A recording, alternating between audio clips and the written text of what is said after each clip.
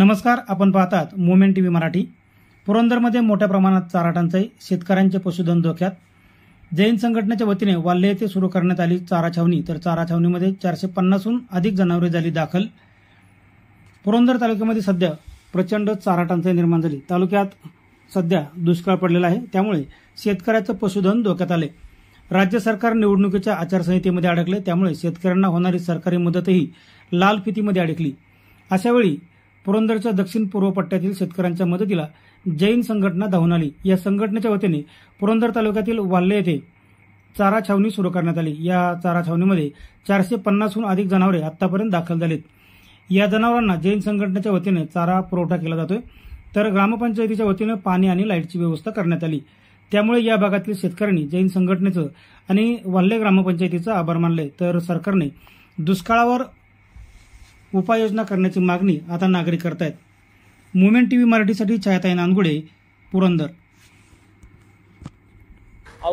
पुरंदर तालुका हा नेहमीच दुष्काळात असतो आणि ह्या दुष्काळाचा काळ म्हणजे माणसालाच पाणी प्याय नाही तर जनावरांना कुठलं पाणी प्याय मिळतं या। परंतु ह्या जैन संघटना, जैन समाजाची संघटना ही शेतकऱ्याच्या मदतीला धावून आली। त्याच्यामुळे तरी आम्ही आता हे आमचे पशुधन वाचवतोय। ह्याच्या पलीकडे काय नाही, शासनाने अजिबात काही मदत केलेली नाही।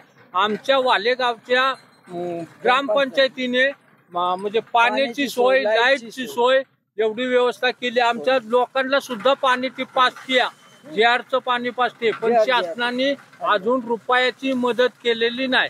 म्हणजे आमच्या कुटुंबातला म्हणजे ह्या माळी म्हणजे शेतकरी समाजाचा शेतकरी म्हणून मी बोलतोय की ह्यात फक्त पशुधनाचा आमचं जीव वाचवण्याचा आमचा प्रयत्न धडपडतोय, पण शासन आमच्याकडे अजूनही दुर्लक्ष करत आहे। 40 रुपयाने दूध सांगितलं पोराला, लोकांनी चितावलं, म्हणली कशाला म्हणलं असला धंदा पान करत बसतो, गुरं घे म्हणली। गुरं घेतली, पण आता खायची पंचायत झाली।